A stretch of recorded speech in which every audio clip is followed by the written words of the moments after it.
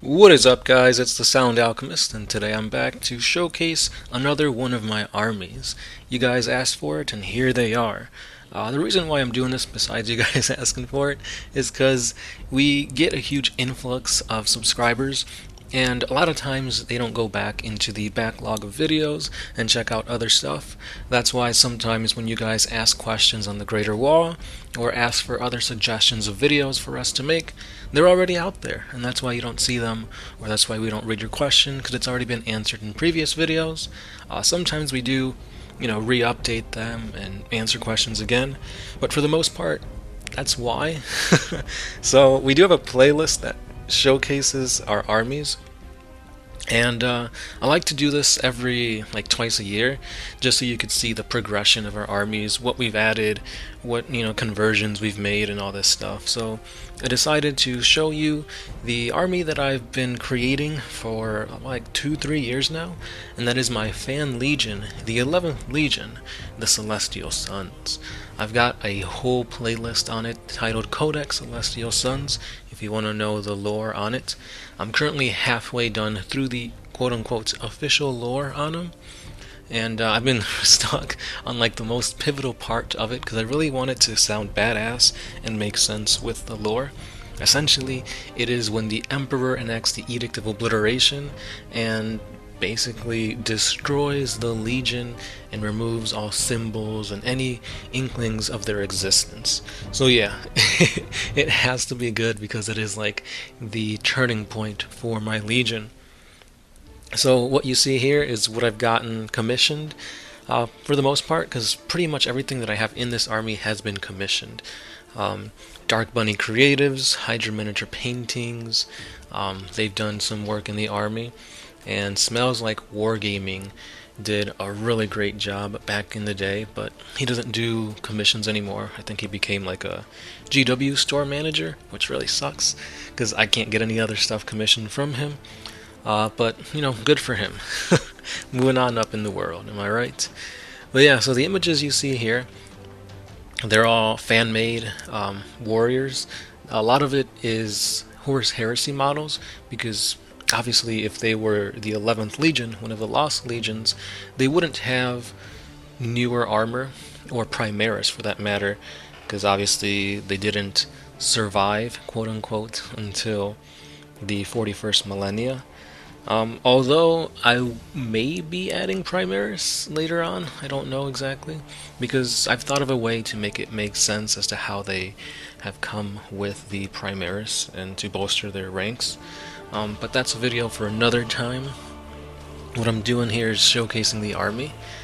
So for the most part, this army is complete. When I go into Battlescribe and I kind of tally everything up, before I put the points, this one is around 2,500 to 2,700 points, depending on how I, what I call a certain unit and stuff like that. Because for the most part, a lot of my dreadnoughts, I'm using the Contemptor dreadnought, because in my opinion they look way badass. So, and then I've also got Centurions, and a little bit later on in the video you're going to see some Catan. So the reason why I have Catan in this army is because after the Edict of Obliteration, the remnants of the 11th Legion basically found a Necron tomb world where they used it as a sort of base of operations. It was protected enough that the Imperium that was hunting them down wouldn't find them, but on the other side of that, they were still having to fight against all the canoptic constructs that were protecting the tomb world, because in the core of this world there was actually a prison of the gods, and within this prison there were Catan shards. Through years and years of searching and research and all that stuff, they managed to harness the power of the sharded Catan, and that's why they have these Catans at their disposal. I think they've got 4 shards of one Catan, and then they found a single shard of the other. But again, I'll get to that lore hopefully soon.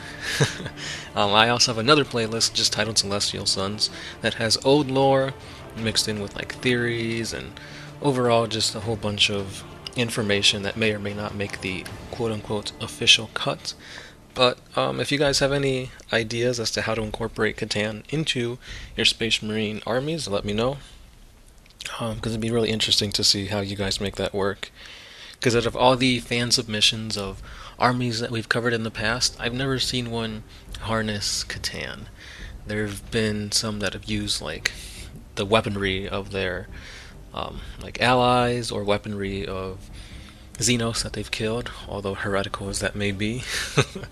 But yeah, it's another thing that really separates my army from others. Obviously, I won't be able to use that in like official tournaments and stuff like that.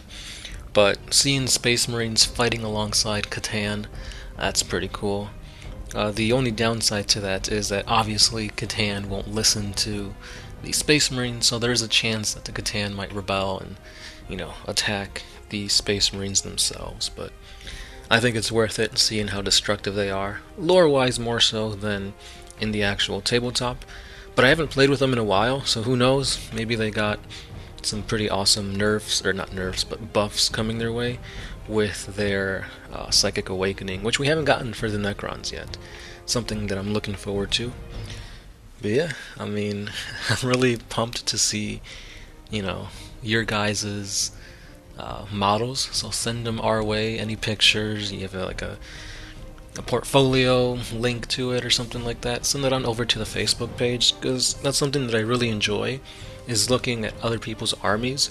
Whenever the Warhammer community posts like their, like artist of the day or whatever, and you see all these beautiful painted models and all these epic conversions, I'm like, wow, like I wish I was that talented to like make an army the way I want it, take my time and paint it up real good, edge highlighting and dry brushing, and it's just crazy how talented some of these people are, which is why you guys should hire some commission artists, especially during this time that people have lost their jobs and whatnot. If you've gotten your stimulus in, if you live in the US or wherever it is, maybe use a little bit of that money to help some fellow wargamers out and have your army commissioned, painted up, especially by Dark Bunny Creatives, Hydra Miniature Paintings, let them know.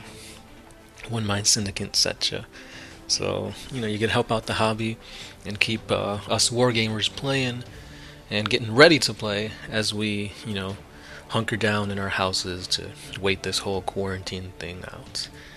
But yeah, the models you see here, the Terminators, those are probably my favorite models, just because of the bulkiness of how I believe it's Tartarus armor looked, no, Cataphracti, how the Cataphracti armor looked back in the Horus Heresy days.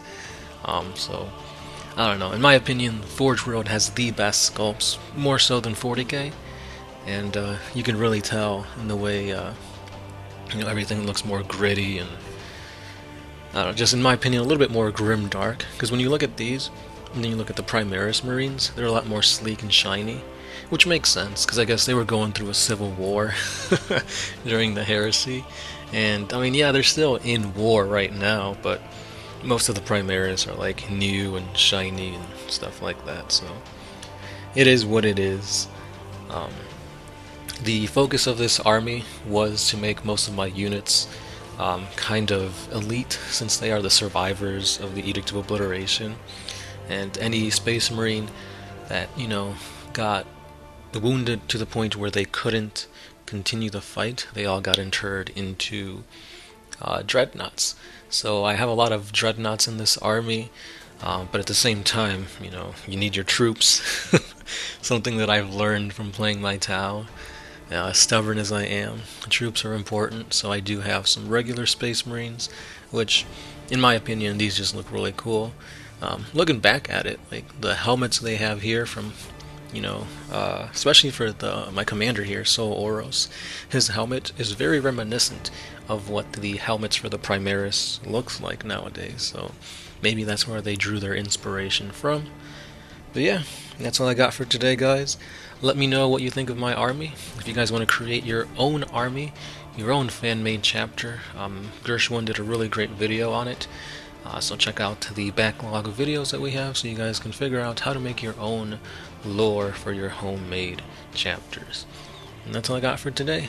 Leave me all your comments down below, hit that like button, subscribe for more things Warhammer 40k, and I'll be seeing you guys in the next one. This is the Sound Alchemist, part of One Mind Syndicate. Peace.